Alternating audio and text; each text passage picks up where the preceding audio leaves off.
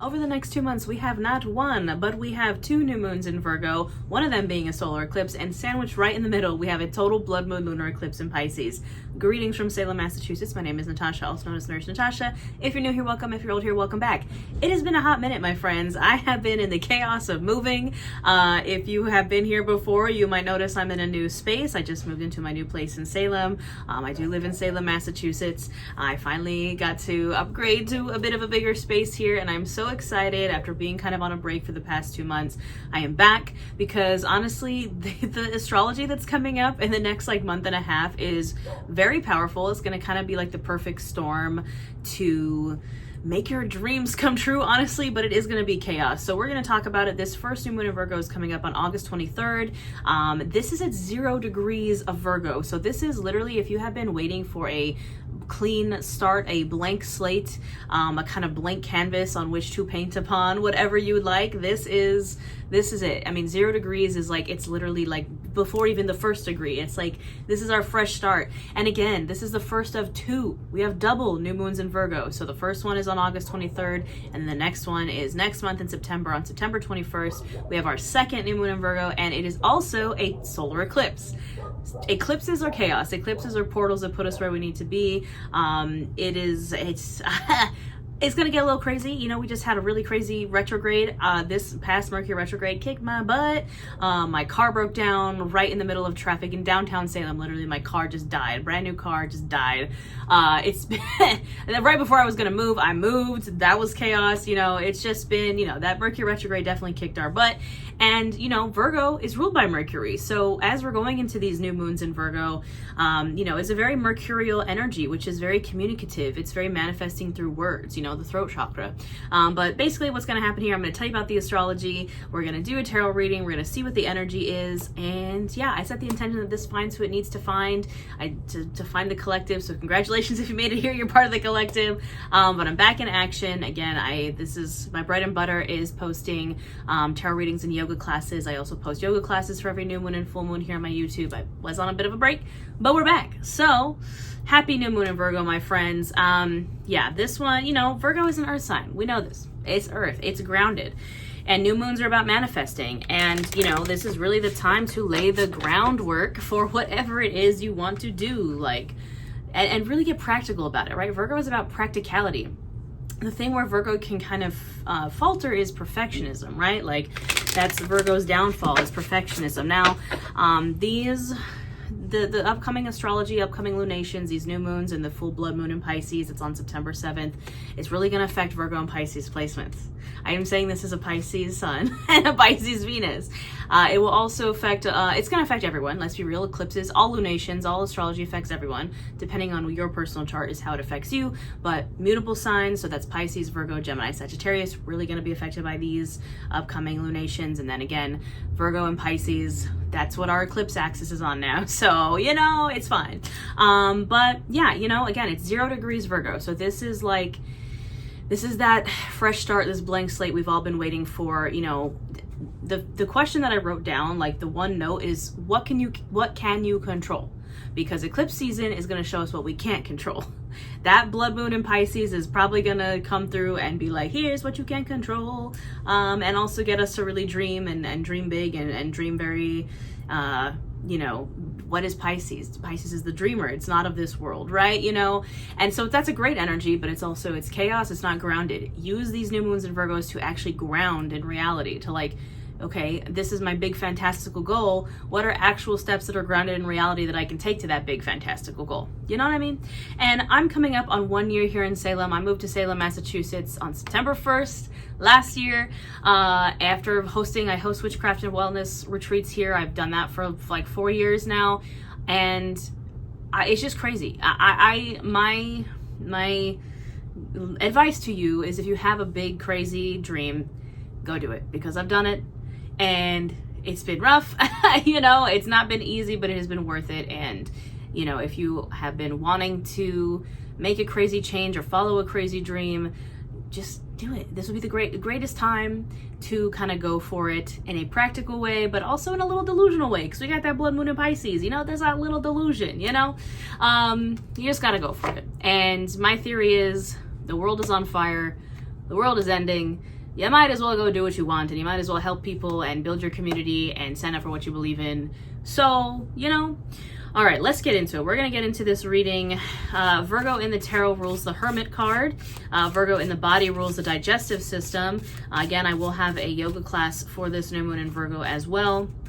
So we will get into the digestive system, some twists and very heavy grounding. All my yoga is accessible, plus size, trauma informed, all levels friendly. So that'll be here on my channel as well. All right, we already got a flipper. Two of Pentacles, very Virgo energy, honestly, to just start us off. And we also have the Eight of Pentacles at the bottom of the deck. We're just going in hard with the Earth energy right now, my friends. Eight of Pentacles are a card of hard work. Honestly, more of a Capricorn energy. It's the grind. It's like, get her done. The Two of Pentacles is balance. Actually, it's really feeling unbalanced. Like the Two of Pentacles traditionally is like a guy, like a jester kind of guy, like juggling two pentacles, and it's like we're juggling too much. And I think that it comes into what can we control, because sometimes we're trying to juggle these, whether it's jobs or people or just things that are happening in our life that aren't even ours. It's not ours to control. And maybe we got to set one of those down. You know, it's if you're trying to control or juggle something that isn't actually yours to juggle, why you put it down? Put it down so you can kind of balance out. You know, we gotta, again, what can we control? What is ours and what is not ours? You know, something I've also been in while I've been, you know, kind of moving and in chaos, and kind of why I've been just, you know, not removed, but like kind of more reserved. I've been in really, really intense trauma therapy for dealing with things that I have gone through, you know, when I was younger. And, you know, something I just talked about with my therapist yesterday was like, what is holding power over you that isn't, it's not yours. It's like, why, you know? Let it go. Let it fall. Sometimes you just gotta let it fall, even if it sucks, even though you're gonna have to deal with the chaos that comes after dropping those things that you're trying to juggle. It's not yours. So let it go. You know what I mean? All right, what else do we need to know for this new moon in Virgo? No. Four of Swords almost wanted to come out. I know we need to rest. King of Swords, air energy, masculine air energy. The King of Swords is head over heart. And that's hard, right? You know, but that's kind of also like a Virgo energy of practicality. Like it can be, you know, we just had this full moon in Leo. That was very heart-based energy. That was very like, follow your dreams and follow your heart and yay, let your heart make the decisions. And now it's like, we did that. Now it's time to get logical. The King of Swords is logic. He is mental clarity and intellect and thinking, approaching things from a very logical standpoint, which can be at war sometimes with what our heart wants. But this is the time for mental clarity, for making decisions based in the head, in logic, you know? The Chariot, because that's what's going to get us moving forward. You can have all the goals, the wishes, the dreams in the world. We all do. But what separates the people that go for it and the people that do the things and the people that don't? I mean, obviously there's a lot of real world constraints and things that we can't control, again, but it's just the action, the actually taking steps, like practical steps towards your goals. Small steps, you know, again, it's that logic part of like breaking down how we actually get to the place. But how do we get forward movement is you actually have to kind of get out of, the dreams, the daydreaming, the, you know, the heart-based energy of the desire and I really want this, it's great, but now we have to bring it into the internal, like not the internal, the external. We had to get out of the internal into the external. That's something I've been really working on in therapy as well, is getting out of my internal world and actually applying it in the external. That's what gets us forward movement. The Chariot, card of Cancer, is literally rapid forward movement. And if you want that, you actually have to get out into the real world, which I'm like, I hate it, you know? I don't want to. I'm a Pisces. I want to live in my inner world, you know what I mean?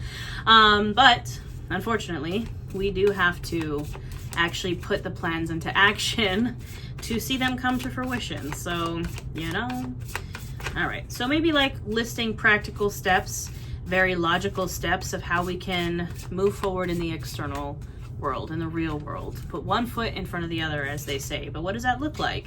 We have the Two of Cups. You know, this is water energy, cups, but it's also that Mercury energy. Virgo is ruled by Mercury. And the Two of Cups, even though again it is water, it is a very communicative energy, because the Two of Cups is a baby card to the lovers. Can be in new relationships and connections, but it's a very flirty energy. It's a very like going out meeting new people. It's communicating. It's like having fun, and like, you know, maybe you're flirting, maybe you're dating, you know what I mean? But it's connection. And what is connection? It's talking. It's communication, you know what I mean? So maybe getting out there, meeting new people that are doing the things that you're doing. Maybe that's what the next step looks like, right? The sun. That's so nice. Every time, I don't really pull the sun that often, so when I see it, I'm like, thank you, because it just feels like a little love note from the universe. The sun is the brightest, warmest, most abundant, happiest card on the deck. Traditionally, it's like a naked baby on a horse with sunflowers and charging off into the sunset. You know what I mean? It's a card of Leo. Leo rules the sun, but it's joy, it's happiness, it's warmth. Like, that's what we should be moving towards. And it can kind of, when we're in the, you know, Two of Pentacles, King of Swords, we're in the logic mode, we can kind of forget that what we are moving towards, what we are working really hard towards, is the sun, is the joy, is the warmth, is the happiness. And when you're really in the throes of like doing the hard work, sometimes we lose that. But maybe again, refocusing on what are we doing this for? What are we doing this for? Happiness, you know, strength. Another card of Leo coming through. Perseverance is literally what I was just saying. What are we doing this for? What is actually giving us the strength to keep going? It's the sun. It's that end goal of happiness and warmth and abundance and joy and community and inner child healing and blah, blah, blah, blah. That's what is keeping us going. That is what's giving us the courage and the bravery to keep going. Because, you know, when the world is in the state that it's in right now, you know, everything's made up and the points don't matter, it can feel hopeless. I struggled with that. I was struggling with that a lot recently, and again, deep in therapy, and when, you know, you're working through like some of your really big major traumas, it can feel kind of hopeless. And what made me feel better, what's kind of pulled me out of this hole, is doing the things that bring me joy, that are authentic. Like, I know it sounds cheesy, but I went to the Ghost concert. Ghost is my favorite band, and I finally got to see them live, and that's when I was like going through it. Like, my car had broken down, I was going through a lot. I was very, very hopeless in that moment, in really intensive trauma therapy. Like, I had a full neuropsychological exam. It's been a couple months, you know? And I went to the Ghost concert, and it honestly just gave me life again. It gave me enjoyment again. The sun is the things that you do that have nothing to do with your goals, but it has everything to do with what you love, what brings you joy. Like, going to the Ghost concert, that's not helping me in my career, right? You know, it's like joy. It's the spice of life. You know what I mean? It's what we actually are living for, and you know, what brings us fulfillment. And then after that, I got flown out to LA for this crazy brand deal, which I'm still just like, I can't believe that happened.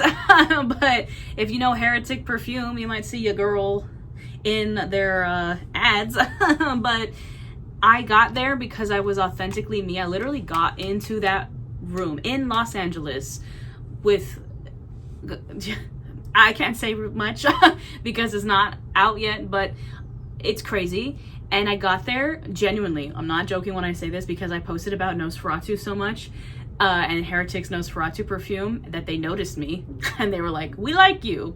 And just from being authentically myself, hyperfixating on vampires, it got me into that room. At the Ghost concert, I actually got free VIP tickets because, again, I posted about it. Like, you know, it's crazy. It's crazy. So there was a long rant to just say, be authentically you, follow your joy, follow what actually like brings you joy in life. Follow that, because in this world we need it, right? We need people living authentically. We got Pluto and Aquarius right now. It's all about authenticity. All right, we're gonna clarify with the horror tarot, because, you know, we're all about horror here. Whoa, that better not be the tower. It's the tower. The tower. I mean, honestly, it's eclipse season. I don't know what I was expecting. We have the tower, catastrophe, major change. Lightning striking your tower and that tower is crumbling. Sometimes that needs to happen so we can build ourselves back up. I definitely went through a tower moment. When I was on my break, I was crashing out. But sometimes that tower was the old version of us. It had to come down. And the world is at the bottom of the deck. It's Cthulhu in this deck, which, like, we love. But you did it. That's the card of you did it. I love the world. I don't pull it very often. It is the last card in the tarot, and my most significant memory with it is I pulled it when I quit my full-time job. I used to do full-time corporate retail, social media, and event planning before I decided to do it for myself. That was almost 7 years ago that I did that. I quit. I was like, I was so miserable. I was like, I can't do this anymore. Huge tower moment. Quit my literal full-time job that was paying my bills and like everything. And I was freaking out. And I was like, I can't believe I just did that with no backup. And I came home and I pulled a card and it was the world. And at that time I had this deck that just kind of had little sayings on the bottom and it just said, congratulations, you did it. And I was like, okay, I'm still freaking out, but thank you. So sometimes the tower has to happen for the tower is an ending. It's a very abrupt ending, but it's an ending. It's a closing of a cycle, and that's what the world is. And then what comes after the world is the Fool. Starting the cycle again, you know, new, fresh starts. Of course we're going to pull the Devil too. Why not? Why wouldn't we pull the Devil? Did I not just say the Fool? What is going on? Well, so I literally was just like, the Fool comes next. First, what do we have to make it through? We have to make it through the Devil, which is temptations, our shadow self, the ties that bind, those things that are maybe keeping us chained to the tower, right? The things that are keeping us really just clinging to the rubble of our tower that has fallen. We got to work through it. And how do we work through it? We have the Three of Pentacles. I get by with a little help from my friends. Teamwork makes the dream work. Your support system. It's also a card of like job well done. Like give yourself some credit. Give credit where credit is due. And also lean on those who are supporting you. You know? And then, what did I say? The Fool. Fresh start. Blank slate. New beginning. Leap of faith. The Fool is the start of the tarot. The world is the end of the tarot. We have them both right here. And what did I say? Eclipses, you know, are portals. It is major change and major catastrophe. It is major fated events happen during eclipses. I know that, again, this first new moon, the one that we're talking about right now on August 23rd, is not an eclipse yet, but it is the start of a moon cycle in which there is an eclipse. So we are like preparing for the eclipse season. So prepare for the major endings and beginnings, prepare for the fated events. You know, I love eclipse season. It can be scary and hard and chaotic, but I don't know. I like working with chaos, you know? All right, our oracle card, our oracle deck that we're going to use is the Demon of the Day deck. It's a little demonology deck that I love. And we're going to see who wants to tell us anything, what final messages we need for this new moon in Virgo. If you hear like slight snoring, it's because Jack, where is he? He's like literally right behind my chair, so you can't really, he's like perfectly placed behind my chair so you can't see him. My dog Jack is passed out back there. All right, hey there demons, it's me, ya boy. What do we need to know for this new moon in Virgo? Horus. Enemies will not be able to bring you harm. They will find themselves destroyed by the fire of Horus. Don't worry about other people. Stay in your lane. Moisturized, unbothered, whatever that's like meme is. Like, stay in your lane. This ain't about them. This is about you. Let them do their thing. Hagenti. Luxury and wealth can appear like magic, but require an important change. What changes are you willing to make? If that's what you want, luxury and wealth can appear like magic, but require an important change. That changes that tower that you are not wanting to fall. That changes that tower that you are not wanting to let go of. Everything you want is on the other side of that. Fornius. Respect and admiration from others comes easily with success. Is the goal you're pursuing truly worthwhile? I can't show this one because this demon is basically a ween with wings. If you're into demonology, you know they're kind of weird. Respect and admiration from others comes easily with success. Is the goal you're pursuing truly worthwhile? And it kind of seems like two kind of random statements that don't have anything to do with each other. But the thing is, it's basically saying like respect and admiration, yes, from others comes easily when you're successful, but is the goal you're pursuing truly worthwhile to yourself? Because it's not about success. Like, it's really not. It's not about what others think. It's about what you think. It's about, is it fulfilling to you? Because yeah, sure, you can get the respect and admiration of others just from being successful, but what about the most successful people sometimes are the most miserable? What about how you feel? Like, is the goal, are you just pursuing the respect and admiration from others? Are you just pursuing success because like, ooh, people will be like, ooh, that's external motivation that we don't want. We want internal, again, the joy, the happiness, you know? Think about the why behind what you're doing. Andras, is there discord and strife around you? They must be overcome so you can move forward. Again, overcome the tower, overcome the devil, overcome the people that don't matter so you can move forward. Belial. All right. You must sometimes sacrifice a little to receive a lot. There is a greater glory waiting for you. I think that's a great place to leave off on. You must sometimes sacrifice a little to receive a lot. There's a greater glory waiting for you. And sometimes, right, that tower that we don't want to let go of, it can feel like such a huge sacrifice. It can feel like such a huge blockage when in reality it's not. Like, for example, when my car broke down, that took me out. That was like the last straw that broke the camel's back for me. I was already going through it, and then I had just bought myself a new car when I moved here because I sold my car when I moved from Vegas to Salem, and I needed a car. So I was like, okay, I'm gonna be practical, I'm gonna do the right thing, I'm gonna buy myself, and I was like, I'm gonna buy myself a nice car, I'm gonna buy myself a nice Cadillac SUV, because like I wanted my Mustang, but I was like, that's not practical. We need an SUV to move stuff, I have to transport stuff for events. And I was like, I did what I thought I was supposed to do, and it died in the middle of the traffic. When I tell you, brand new Cadillac died, like completely died while I was driving it. Super dangerous. I'm glad I didn't get hit, but it just died in the middle of the traffic. That day was like one of the worst days of my life. It cost me thousands of dollars to like get it towed, and like eventually the warranty did cover it, so I am gonna get reimbursed. But like, brother, it was but in the grand scheme of things, that's so insignificant. Like that car, it's like, it's a car. And I was crashing out so hard about this car, and I'm like, I have my car back, it's all fixed. But sometimes, again, it can seem like such a huge sacrifice. It can seem like it's so big in the moment. It's like this huge, like, and it's really not. There's something greater on the other side. Like, let's say if I had to just give up that car, look, I would have gone and bought my Mustang. I'm still probably gonna do that. You know what I mean? Like, it's like, you know, when I had to remind myself, I'm like, I've been through so much worse. I've lost so much worse. I've been through so much worse. This is not that bad in the grand scheme of things. But sometimes that tower moment that we're clinging to, that like is just, we're like, this is the worst thing that's ever happened.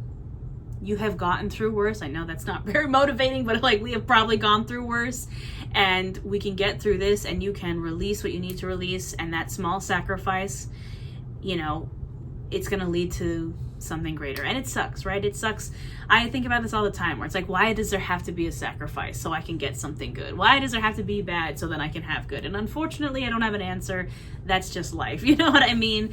But I truly believe we're moving towards the sun. It says there's a greater glory waiting for you. I believe in us, my friends. Yeah, that was a long speech, a long rant, but I'm happy to be back. Thank you so much for being here with me. If you're new, hi, hello, hit that subscribe button. I do this every month, put out new moon and full moon yoga classes and tarot readings. I'm also going to get back into my membership. I do have a membership here where we do live new moon and full moon workshops, live tarot, live yoga. I'm probably going to switch it up a bit, but we're still going to do the workshops. I'm just trying to figure out my schedule with yoga and tarot. I host witchcraft wellness retreats here in Salem and all over the country and the world. So yeah, that's, I'm happy to be back. Go do the yoga class that will also be posted here on my channel for this new moon in Virgo, and I'm here to guide you through this eclipse season. I hope you have a wonderful, safe new moon in Virgo, and I will see you next time, my friends.